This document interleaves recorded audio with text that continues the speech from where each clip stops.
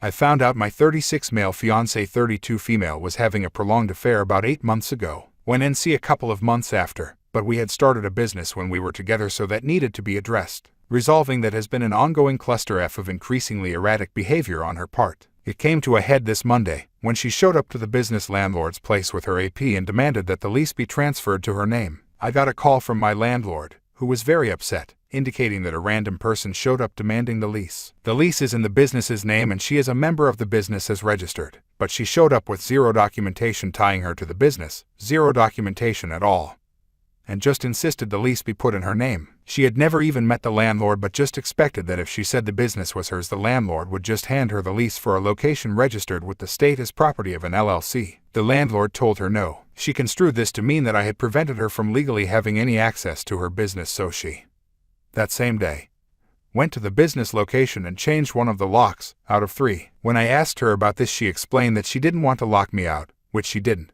but was worried I would change the locks, so she got into the location and changed one lock, so I could get my stuff out if you changed the locks. She left the old lock on a stand next the door. I'm standing here, alone, inside the business. She only changed one lock, as I said. The others are still the same old. She didn't want to lock me out. Looking at her handiwork, at the lock she screwed into the door, next to which she had placed the original lock and all its hardware.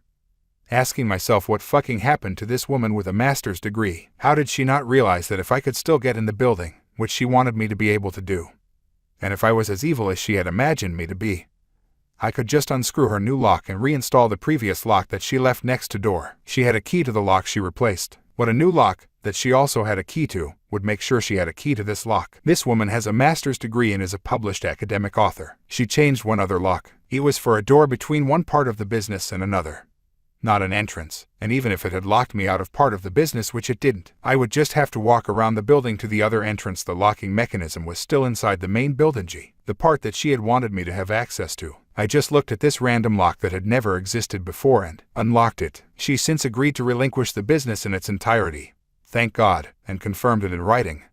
So I'm pretty solid, but I'm still in awe of this incredibly educated woman losing the thread this badly. Story 2. Just filed for divorce on WW in affair fog. Scared. I can't believe I am at this point in my marriage right now. A month ago, I would have never guessed this would happen. Up until this point, our marriage was great, never left each other's sides, great sex, dates every weekend, and always had each other's backs no matter what. I have done everything in my power to make sure she has had a great life. After knowing a man at the gym for about 2 months, my wife started an emotional affair with him. Fun fact, I would also like to add that this guy has 3 different gym memberships for different gyms. After confronting her about it, she refused to stop seeing him. She says she's in love with him, and they sent each other flirty texts and nudes. She suddenly says that she hasn't loved me for a while and that a P makes me feel like a woman. However, the love seemed so real up until this guy came into the picture. Ever since seeing this guy, she is like a completely different person.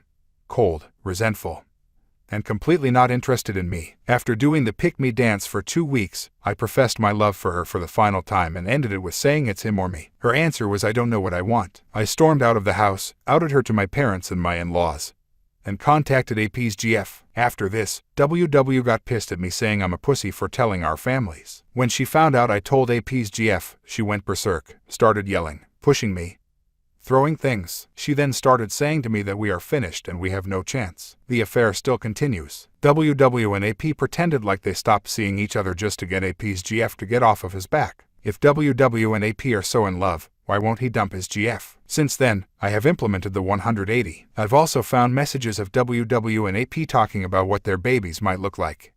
They're going on dates in public, and the affair has gotten physical. I decided enough was enough and filed for divorce. She will be getting blindsided by papers in 10 or so days. She probably would never expect me to do this, but that's a good thing. I need to show her that I'm serious, and that I am not her second choice. On the day she's served, I plan on going nuclear, telling our families what all she's been up to lately with AP, showing proof of continuing affair and physicality of affair to AP's GF, cutting off her gym membership, separating my money from our joint account, and making her get out of the house. I am so scared of her getting served and doing all of these things, but I know it needs to happen if I want any chance of lifting the fog. My hope is to save my marriage by dropping an atomic bomb on it, but I'm prepared for the worst. Where I live, spouses need to separate for 6 months before any divorce can be finalized. If she doesn't come back for me in that time and implement the changes I need from her, then I know there was nothing to save. It'll be tough if that's the outcome, but I'll be okay and grow stronger from it eventually. Spouse fired for affair, not sure what next steps are.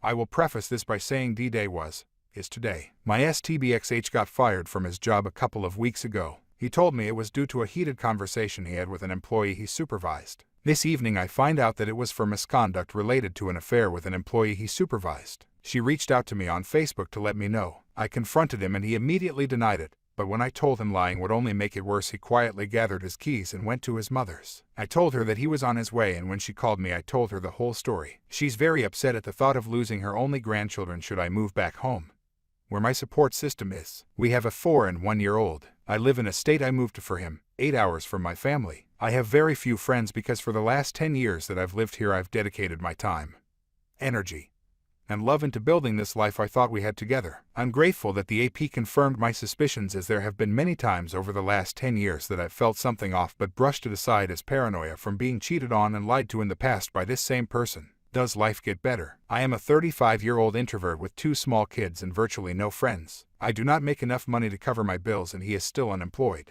I am lost. Thank you for reading my unorganized word salad. Update. Firstly, thank you to everyone who commented and reached out to me. Your support and kindness has meant so much. After speaking with my husband yesterday morning and telling him that I do not want to remain in the marriage, he left with some of things in a suitcase headed for his mom's. I was calm and as kind as I could be. I reiterated that our number 1 priority is the children and that we can co-parent and make sure they have the best life possible. He begged me to come home and I told him no. Shortly after he left he called me and told me he only had the one affair, despite my many suspicions over the years. He also told me he loved me. I begged him to think of his children and that this is not the end of the book, just the end of the chapter. He repeated that he loved me and I told him I'll talk to him soon. He hung up the phone and shared his Google Maps location. He was about 50 feet from the house. I had a very bad feeling and told my sister that I felt something bad was going to happen. She called the police. They showed up a few minutes later, followed a few minutes after that by more cop cars, an ambulance and a fire truck. His car was parked up the road. They found him in the woods next to my house. My husband lost his battle with depression yesterday afternoon. His physical body is being kept alive for organ donation but has significant brain trauma caused by a self-inflicted gunshot wound that he will never recover from. He suffered with depression his entire adult life. He has had suicidal thoughts and ideation just as long. This is not his first attempt. He had been in therapy consistently for a long time and has tried therapy and medication in the last. He told me on the phone he just wanted the pain to stop. My family has come to be with me and to take care of my children. The AP messaged me on Facebook this morning. I scanned the message before handing my phone to my sister to handle. I am waiting for the call from the hospital. The pain and guilt is unbearable. The what-ifs are crushing and unrelenting. Minutes seem like an eternity. I need to believe that this is not my fault. Thank you all again for the kindness.